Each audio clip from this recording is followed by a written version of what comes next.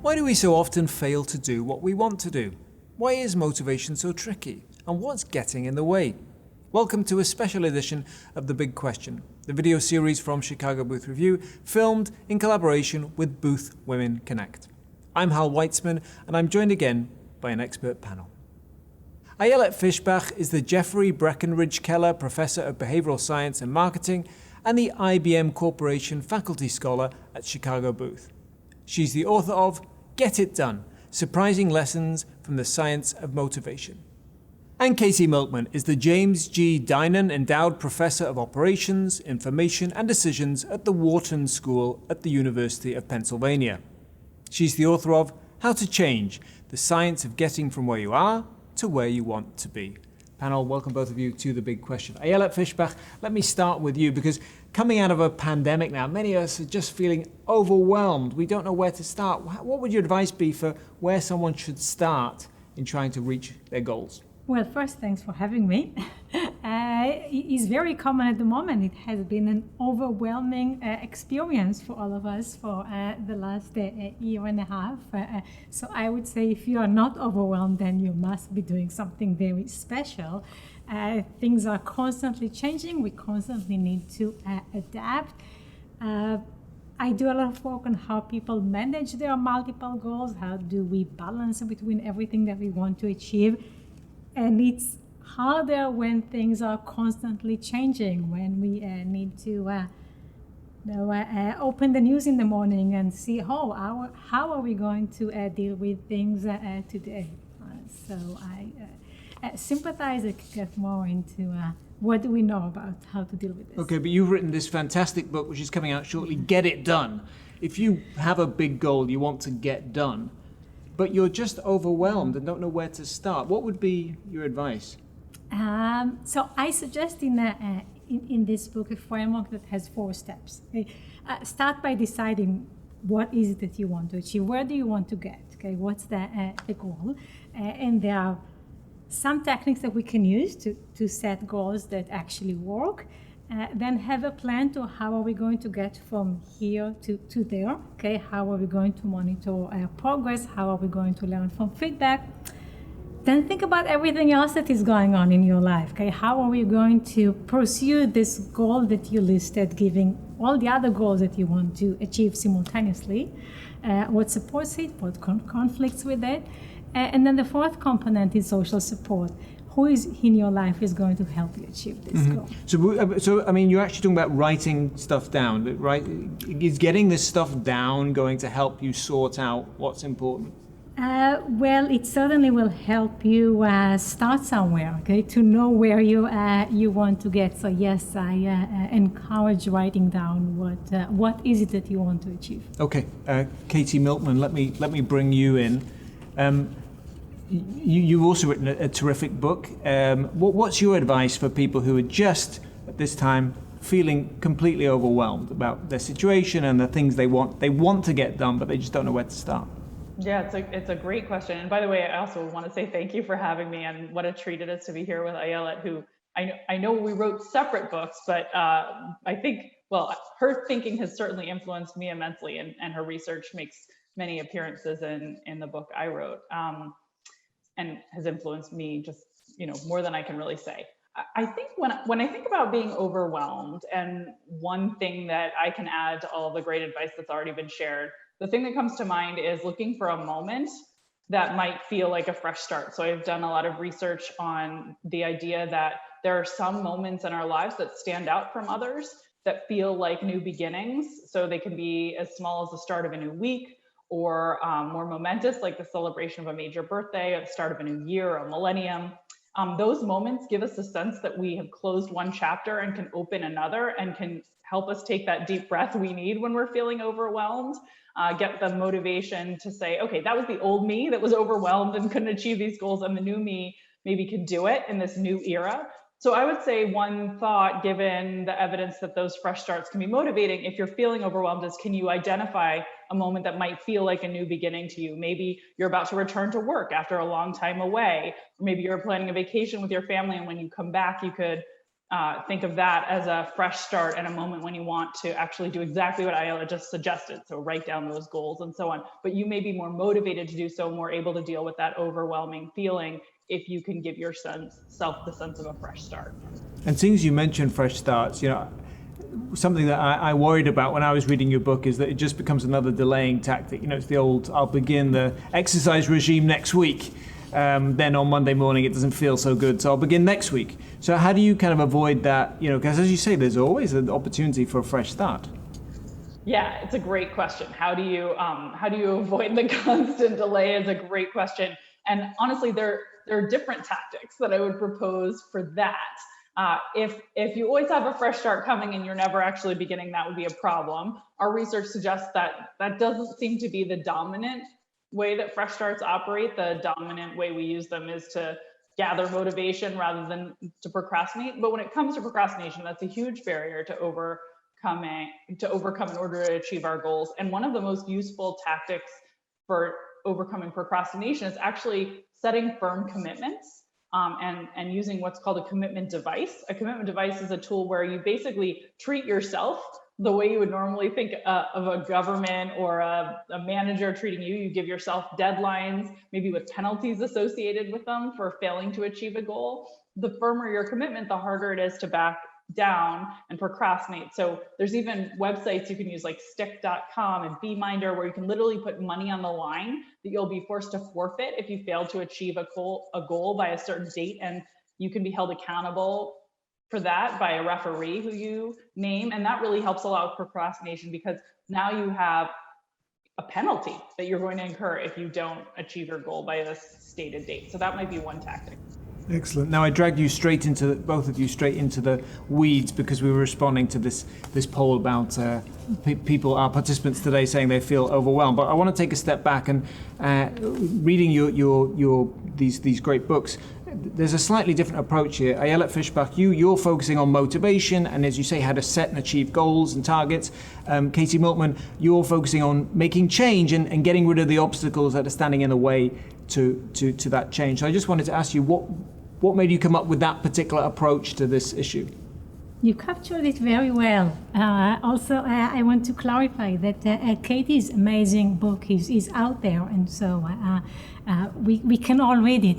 We can pre-order your book. Yeah, my book can be pre-ordered, and I bet that is going to influence your life. But maybe reading it will have some extra benefit as well. So maybe the fresh start could be when your book arrives. Then I'll get on with everything. Exactly, and so I had the advantage of reading Katy's book, and it was very interesting for me because now you would think that we are two people looking at the same world, and so we will see exactly the same thing. And it's a bit like wondering how two painters created the different paintings. Given that they were looking at the same world, and we did come up with quite different paintings. I think that I was trying to see what I have learned in many years of reading about motivation and doing motivation research, and what is the process by which people motivate themselves. Where do they start?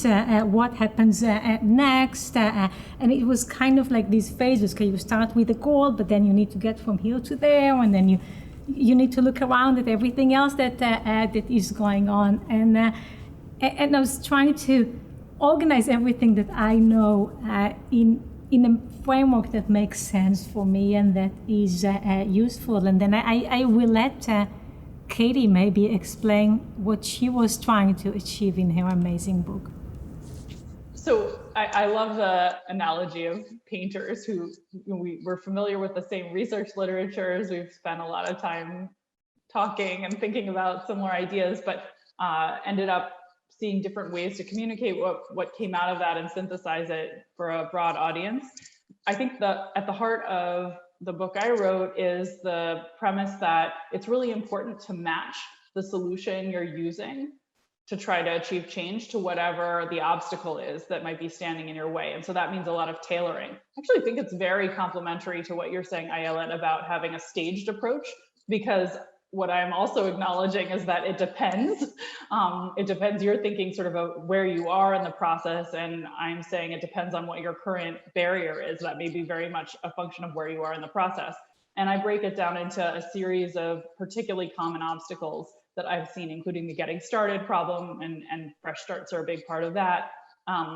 And then other barriers include procrastination, which we just mentioned, impulsivity, where Ayelet's research features really prominently into what I describe as a solution, as well as forgetting, laziness, which another kinder way of saying that is inertia and habit, which we need to be able to overcome. And then, of course, there's having the confidence to begin. And finally, I talk about social support and how important that is, which I know is also a part of Ayelet's step-by-step process. Okay, excellent. And I'm glad, Katy Milkman, that you mentioned that it depends on the individual, because you point out in your book, Ayelet Fishbach, that a lot of the evidence on behavioral motivation appears to be contradictory. So it's something to do with the situation, but it's also a considerable amount to do with the individual. How do you know what kind of an individual you are, what your weaknesses are, where you've been going wrong? Because many of us have been doing the same thing over and over again, failing over and over again. And we are sort of blind maybe to our own weaknesses or our own strengths. How do you identify those? Lots of self-reflection. When I teach our MBA students, I sometimes talk about it as the salt and pepper problem, which is if you cook some dish and it's missing pepper, then just don't add too much salt. Okay, it's not going to help. So. Very much along the lines of Katy said about identifying your barriers is self-reflecting on what is stopping you, okay? And if you don't have social support, then it's really hard to do something. Okay? If I try to save money and I am married to someone who's spending a lot of money, it makes it very hard to do. But if I have the same goal. I want to save money, and my family and friends and everybody else around me supports that. Then I need to think about what else is going on. Okay, do I also have conflicting goals? Am I just too vague in how exactly I'm going to pursue this one? So there is quite a bit of analysis of what works for me. Okay, what helps me achieve the goal and what stands in the way, and then making a plan that takes what I have into account. Okay, and are you suggesting, so if you have someone you can ask, where am I going wrong? Presumably that helps. If you don't have someone, I mean, you're suggesting that you document what happened, what failed, do some reflection? Yeah, well, first, if you don't have people that support your goal, then you have to find these people. Okay. It's, I don't think very possible, or at least extremely hard to do anything by yourself without social support. Okay, so if that's the problem, if you embark that goal and no one around you seems to support it, then get the support. Okay, it's like the college kids that find friends that will support their academic pursuit, because being friends with those people that only like to party is not helping. Mm-hmm. But then now on top of that, just figure out what's missing in your recipe for success. Got it. And presumably experiment with things that you haven't done before and see if they work. Great point. Experiment. Okay. Katy and I strongly believe in experiments. Here's another point where we are on the same page. Try out things. Okay. Be willing to fail. Okay, excellent. We have had some great questions coming in, and please continue to send us your questions. I want to put one of these to you, Katy Milkman, from Leandro de Sa. And this essentially, how do you go beyond simple behavioral change that might not lead to permanent deep change? So you talked about fresh starts, and I remember a period in my life when giving up smoking was easy. I did it 20 or 30 times. So how do I avoid getting to that situation where I'm constantly having to make a fresh start and actually can make it a habit? Yeah, it's a fantastic question. And by the way, I want to note that is one of the biggest problems with the research we've done on the fresh start effect, is that it doesn't take you very far. It gets you motivated to begin. And then we see that most goals actually fail after people begin, right? So most New Year's resolutions fail fairly quickly. And that's why we need so much more scaffolding to build upon, and so much more behavioral science than just that new beginning to kick things off. In terms of how we create enduring change, one of the things that I hoped to study in my career was that very question. And I will say for a while, I was looking for what I now think of as something like the fountain of youth, like a silver bullet solution. If we could just put people through this, give them this set of nudges for a few weeks, we could just change them forever after we pulled back. We could build a habit that would last forever. And I will say, research on habits and the research I've done related to habits suggests that when we repeat a behavior, we're rewarded for that behavior over a long enough time period, enough repetitions, which it varies by context. Maybe exercise you can repeat for a month or 2 months. Something more micro, like making yourself coffee, doesn't take as long. Once you do that and you take the rewards away, some of the behavior does continue. And we know this from animal experiments that have shown the same kinds of patterns that we see in human behavior, but only maybe 30%. And if you take away whatever the tools and tactics are that are supporting change, and I know we're going to get into more of those shortly, most of the behavior actually extinguishes. And what that has taught me is I don't think there is a silver bullet. There isn't a month of programming you can go through that will carry you forward forever after if you just quit at that point and say, okay, I'm all set.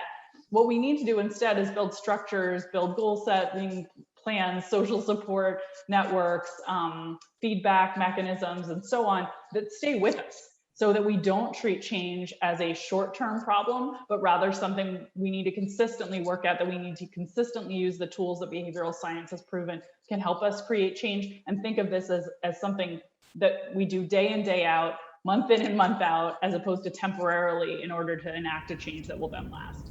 Perfect example for the point that Katy just made about chronic change and about constantly needing to support this is from relationship goals. I think that most people intuitively understand that there is no one thing that you can do to have great relationship. You will have to come up with new things every now and then.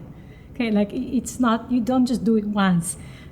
But people sometimes make the mistake to think that for other goals, such as healthy eating or exercising, there is just the one thing that I can do and that will take me for the next 10 years, and that just doesn't work like this. Mm-hmm. Speaking about how to move from a novice to an expert, one of the things that we looked at in our research is how people monitor their goals. And for novices, it's really good to look backward at how much you've done. Okay, so if you can just run 1 mile, or you've only done it for a month, look back and say, hey, I can already run 1 mile. I've already been doing it for a month.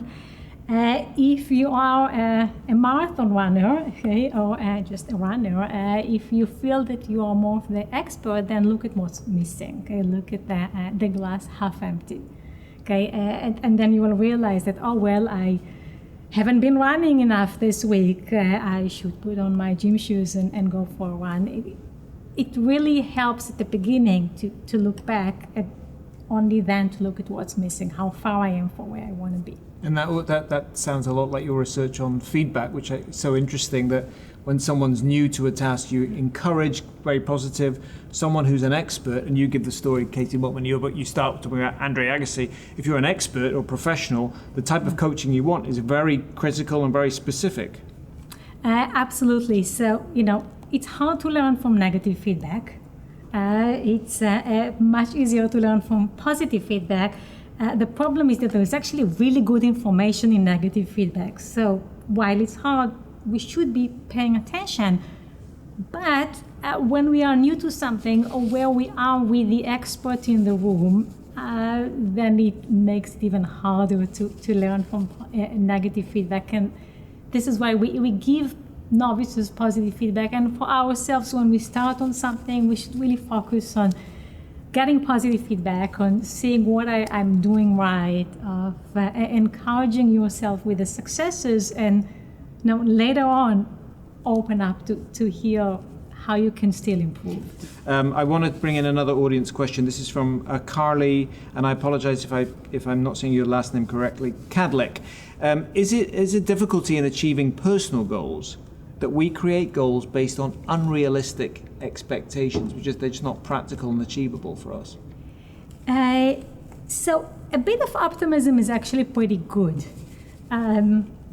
Personal example, I have the goal to exercise daily, and I don't quite reach it on most weeks. Okay, so this is just way too optimistic. Usually something happens, there is at least one day that I miss, and then that's fine. Okay, so it's better to set your goals so that they are a bit more optimistic than what is feasible than that they are not optimistic You mean, enough. and then be kind to yourself that you didn't actually hit them? Exactly, but then, if you reach 80% of the ambitious goal, that's fine, okay? We only set these targets to motivate ourselves, so we should not be too tied up to them. But I wonder, listening to you speak about, the way that you organize your goals, if they're not organized, you can say, well, I want to learn the piano, I also want to, play football, and I want to, learn Spanish or whatever. So you just have too much, and you haven't actually been forced to pick what is important. Is kind of the prioritizing going to help you to organize these things and then make it more achievable? Because you think, okay, I'll leave Spanish and I'll focus on playing the piano. Absolutely, and my colleague here at Booth just told me this morning, Emma Levine, that she created now 2 lists on her whiteboard, urgent goals and important goals, and the frustrating thing is that she found out that she works more on the urgent and then important. So, shift a bit more to the important. Yeah, it starts with an organization. But that's very practical, isn't it, what you just described? For example, on email, we're often pulled into doing stuff that's urgent but not important and getting it out of the way, and then we find that the day is gone. Katy, Milkman, I want to turn to you. Same thing. Are we setting the bar too high? We know that from behavioral science research that people are usually hopelessly optimistic about lots of things. Do we tend to set the bar too high? I completely agree with Ayelet's feedback on that it's important to have stretch goals. The research is very clear that we want to be setting the bar high for ourselves. And then the real challenge is that we aren't going to reach the bar quite. And how do we deal with that? Ayelet pointed out that she's setting a tough goal for herself of exercising every day, but then she misses a couple days and she's able to cope with it. I want to actually highlight some great research by my colleague, Marissa Sharif at Wharton, and also Suzanne Shu at Cornell, that gives a very specific tactic we can use to not be too dissuaded when we set those stretch goals that are good for us, but inevitably make some mistakes.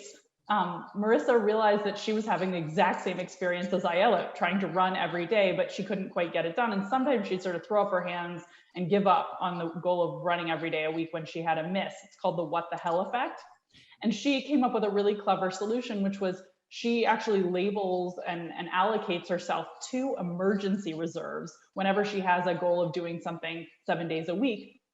And that turns out to be more effective than just saying, I'm going to try not to give up on myself. Those emergency reserves are sort of chits she only uses when she has a real disaster strike. So she doesn't take them just if she's feeling a little bit tired. It has to be something truly meaningful that gets in her way, that she'll say, all right, I'm going to use an emergency reserve. I'll still say I'm on track for my 7 days this week.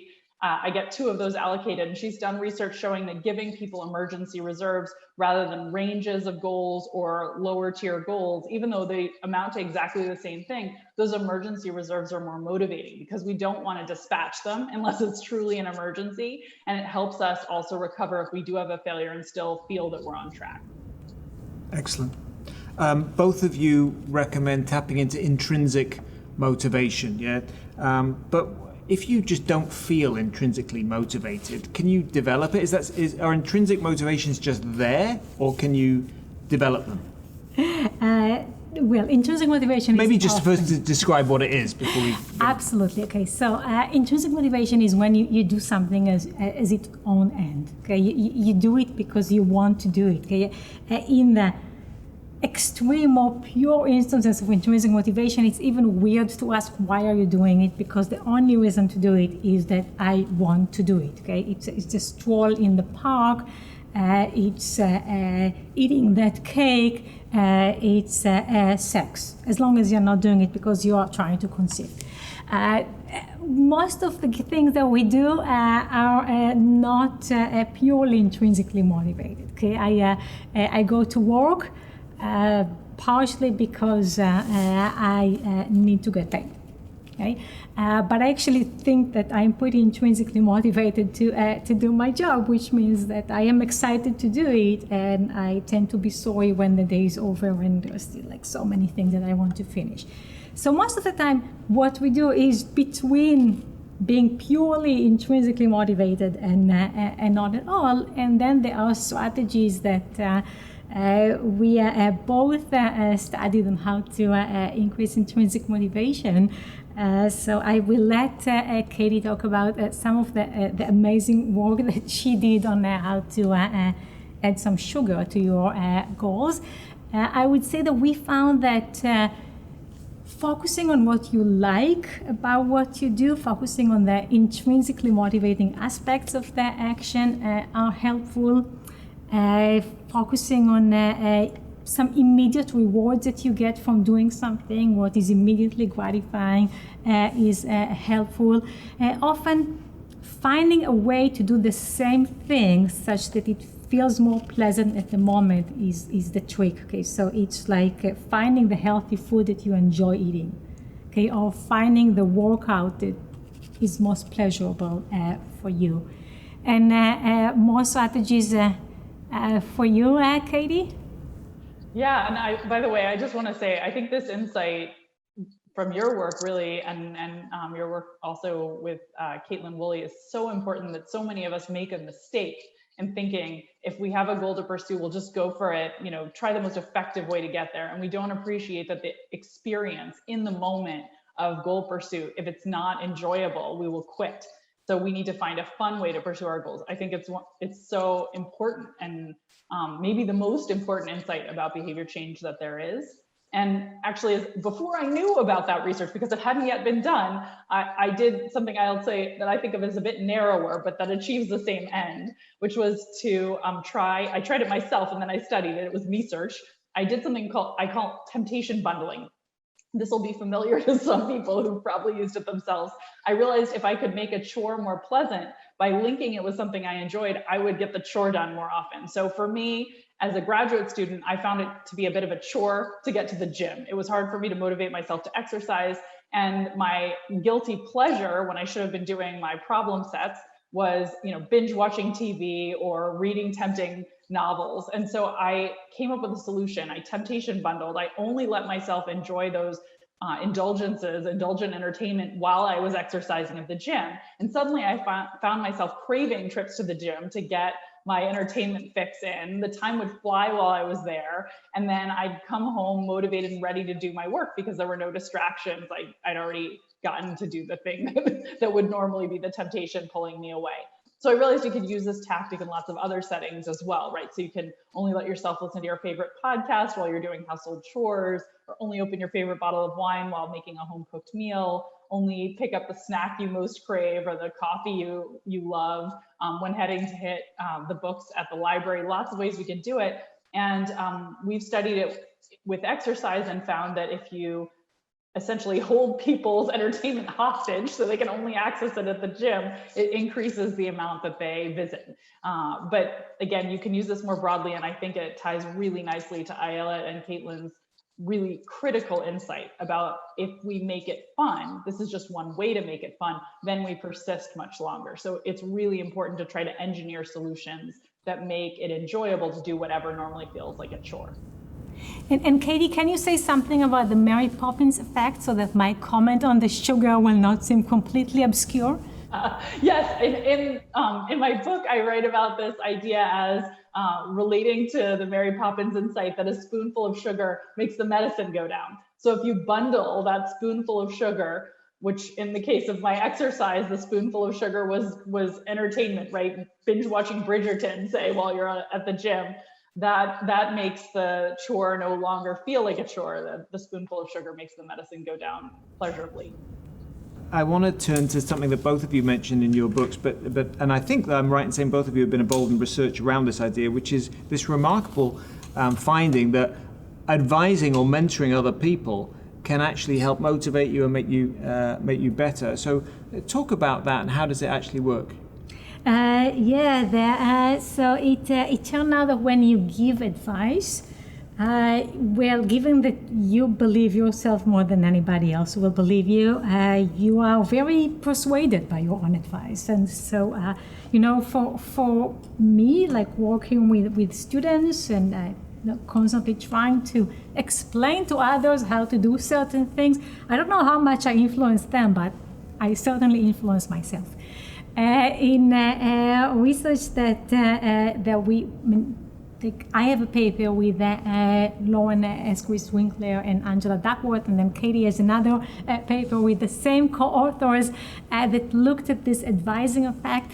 What we found is that even if you ask people who feel that they don't know something to give advice, that will motivate them. So, for example, we ask people that were looking for a job, okay, these are unemployed people, to give advice on how to get a job. Their first response is usually like, who am I to... You ask unemployed people yes, to give other unemployed people advice. On how to get a job. Mm-hmm. Okay, so the first response is, well, I don't have a job. How can I give you advice on how to get a job? But then you say, well, I think that you actually know something, okay? You've been in the situation. What would you say? And people give good advice, and they find their own advice much more motivating for them than reading the experts' advice. So maybe this is not something that I should say here, because maybe then people will listen less to me and more to the advice that they give to themselves. But taking this risk, I would say, give yourself advice. Okay, excellent. And Katy Milkman, how does that apply to a team set, to an office setting where I might say, well, somebody who's struggling, counterintuitive, I might say she should give advice to another staff member, another employee, and that will help motivate her and get her more engaged. That's right. Yeah. So the really interesting implication of this work that Lauren Esquist Winkler has been leading, that Ayelet and I have both gotten to be involved with, is that sometimes when someone is struggling, you can help them most by putting them in the position of a mentor. And I think, for instance, Alcoholics Anonymous knows this, right? They not only assign you a sponsor when you join their program to help you have social support, but the sponsor is actually getting a benefit by being a mentor as well. So I think it's a tool we use too infrequently. There's another tactic that you can use to help yourself that Ayelet and I should really run an experiment on this, but it's a natural outgrowth of what we're both saying here. And I've used it in my life and found it hugely helpful, which is to form an advice club of similar-minded people with similar goals. You can gain social support from a group of people who are all trying to achieve a similar goal, but need someone to ping when they're not sure exactly how to approach a new challenge that arises. And I've done this in my professional life. I have a group of women who are at similar stage in their careers with similar career goals. When we get a request to do something, we're not sure whether or not this is the right use of our time or how to respond. We ping each other, and it has two values, even though I initially only saw one. I initially thought, wow, this is so great. It's like, friendship and free consulting from brilliant people to help me think through my problems. But what I've recognized over the years is not only am I getting those huge benefits, but whenever I am pinged and have to think about a problem that a colleague is facing who has similar career goals, I'm preparing for facing that myself. And the advice I give ends up influencing my own decisions in the long run and building my confidence that I can actually figure out great ways to handle these kinds of challenges. So I think advice clubs are probably something we should use more, given the dual benefit of that social support and the advice giving that you do, and how that improves your own outcome. Mm-hmm. I just wanted to ask you very, very quickly to dig into the science there. What's actually going on? You talked about it a little bit, Katy Milkman, but is it just that, by articulating what I think you should do, I'm more likely to do it? Well, what's the mechanism there? It's great. Oh, Katy, go on. Go ahead, Katy Milkman. Oh, so Ayelet and I, I'm sure, would give the same answer to this one. I'm sorry if I'm chiming in out of turn. This is in the book I wrote, I focus on this as a particularly useful tool when confidence is a barrier to change. And one of the reasons I think it's so useful in that context is that when you're asked for advice, it boosts your confidence. It makes you believe, oh, someone thinks that I'm worthy of reflecting on this, of coaching others on this. And so if you were previously lacking confidence, and Ayelet gave a great example of someone who is out of work and is trying to find a job, they may not believe in themselves and think this isn't going to go well, but someone comes along and says, I think you know a lot. I think you could give advice. That's a big ego boost, and that can be helpful. And then once they start introspecting, they're going to discover they do actually have that knowledge. This is what the research is showing. People do have insights. They just might not be motivated enough to dredge them up unless they have to articulate them for someone else. And then of course, there's the saying is believing effect. Once you give this advice to someone else, you're more likely to believe it because it came out of your own mouth, and you don't want to feel like a hypocrite and not take the advice. So all of those mechanisms, I suspect, are pooled and make this such a powerful tool for changing behavior. Katy, Milkman, what are your thoughts about removing the barriers to changing an organization, making a whole organization behave differently? Maybe one thing to point to that we haven't talked much about, we've talked about social support, but I want to mention the great work on social norms and how conveying that everyone else is doing X can be really informative and influential if you are trying to convince a few folks who aren't towing the line to also change their behavior in that direction. For instance, telling people, look, the majority of your peers are reusing, this is kind of a funny example, but I do love this study. They're reusing their towels at the hotel you're staying in, increases the likelihood you'll reuse your towels too, which it seems like a funny thing, but just learning that everyone else is doing it, it does two things. One, it makes it seem like, oh, this is normal. I thought maybe it was a weird behavior, but I guess it's not. And it also, it can make you feel like I don't want to be the oddball. And in an organization where there's lots of people, that peer pressure can be a powerful and useful tool to leverage. It's also important to note that there's lots of ethical considerations, right? You could see this being used for evil. And in fact, it was first studied by social psychologists who were trying to understand how the Nazis created so much conformity in so many regular people. So it's an important and powerful tool, but also one that can be wielded irresponsibly. So we have to be thoughtful, very thoughtful and careful about that.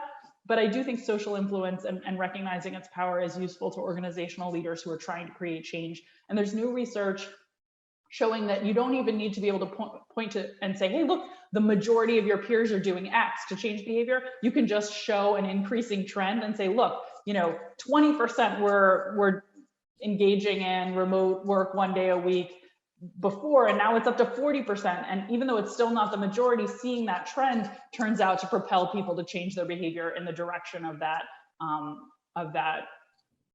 it's called a increasing social norm. So that's a tool that may be particularly useful to mention. Okay, excellent. Thank you. I do want to get to this question that came in from Michaela Saviano. Please discuss mommy guilt. Mommy guilt being presumably the idea that you're not, or daddy guilt, you're not being a good parent. We are all the three of us are parents. That means that all the three of us are probably guilty at times. This is a great example for goal conflict. But what we know is that people can either see their goals as conflicting with each other or as complementing each other. And I personally think that the best way to deal with guilt is to remind yourself that by finding the right balance between your parenting goal, your professional goals, your social goals, seeing friends, your traveling goals, you're actually a better parent. These tend to complement each other. I'm a better employee because I have life outside of work. Because I have perspective. I'm a better parent to my children because I was able to raise them to believe that a parent, and in particular a mom, can have a career and family and hobbies and a bunch of other things. So my personal advice is think about this more as complementing goals. But I wonder, given the experience that many of us have had working from home, but also the experience that's been going on for many, many years of that work never stops. They get emails and they're expected to respond to stuff in the evening. And much as we might have the best intentions of putting the phone away as soon as we get home, it's just very hard to do that. It's not to mention that the way that the phone is set up is designed not to do that. Yeah. I mean, to what extent is this just a state of the fact that we feel like we're multitasking more and more, and we don't have time for the things that are really important? So, asking Katy or me about work-life balance is kind of, asking the poor and how to save money. Like, well, according to you, that's what we should be doing. Exactly, right? So this is when I give advice on the thing that I don't do. So let's try and help you. In my mind, these goals often support each other. Okay. I try to make sure that I do what I'm most excited about. So it might not be email, but I will work on my book over the weekend when I'm probably supposed to do something else with my family. I'm very forgiving. I try to be forgiving to others and to myself. Try to do what's important, not necessarily what's urgent. Try to balance between everything, but not. Just don't be too judgmental. Okay, it's hard, and there are. You mean of oneself? Yes, Yeah. yes, or you of me. Yeah, right. Katy Milkman, any thoughts on mommy guilt or parental guilt?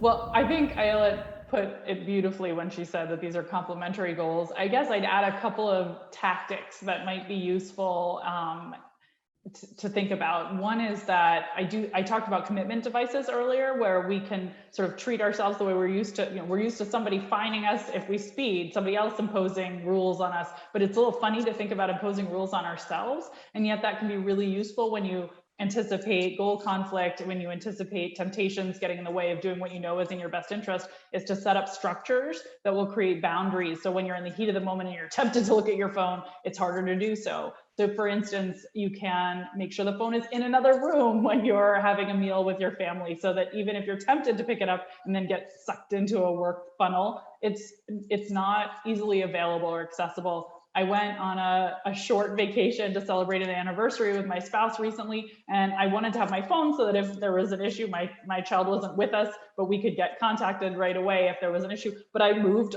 my email off of my phone during that trip so I wouldn't be tempted to look. So you can be strategic about what you have access to. When you know a temptation could be a problem, you can eliminate it from the situation.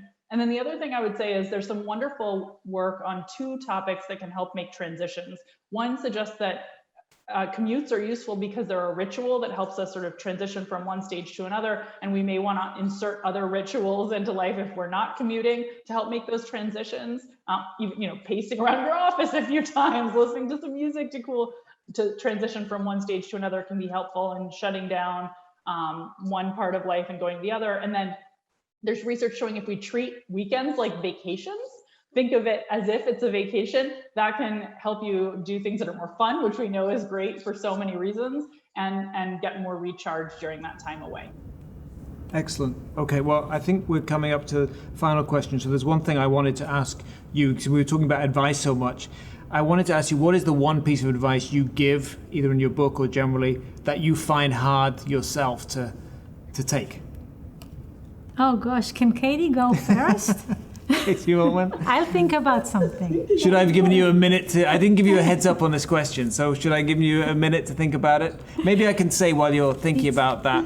Maybe what I'll do is I'll pre-thank the audience. So unfortunately, this is going to be our last question today. Thank you very much for joining us. This has been a great discussion. And I did want to say thank you also for your questions. If you are interested in hearing more about research in behavioral science, economics, accounting, finance, marketing, everything else that we study here at Chicago Booth, I do want to encourage you to come to the Chicago Booth Review website at review.chicagobooth.edu, where you can find great videos, summaries of research, feature articles, and lots of other material that will help you keep abreast of academic research in lots of different fields. Okay, I hope that was enough time for you guys to think about what you were going to say. Katy Milkman, what's the one piece of advice that you find it hard to take? One thing that I have found surprising is that most of us underappreciate the importance of memory. to achieving our goals, that we often just forget to do things that we intend to do, and that can be a real disruptor. And there's research that I and others have done showing that we undervalue having reminders and structure to make sure that we won't slip up. And I think I'm guilty of this. I've created more and more structure around sort of recognizing that I can't live without my calendar. And if someone else doesn't tell me to do it, or if I'm not reminded to do it, it won't get done. But I think that's the one I slip up on the most and regret. And that making sure that we don't rely on our own memory for follow through is a really important one and a tough one for me. Okay, that seems like a great one. As someone who often forgets from one room to the other why I went into that room, I think that's I have time to write it in the calendar. Ayelet Fishbach? I say learning from failure and negative feedback. I know I should. I know there's a ton of good information there, and every time my paper gets rejected, I just push it away. They take way too much time to recover and actually learn from the feedback. If you just gave me positive feedback, Hal, I would be I think you're great. terrific, but I'm not giving you papers.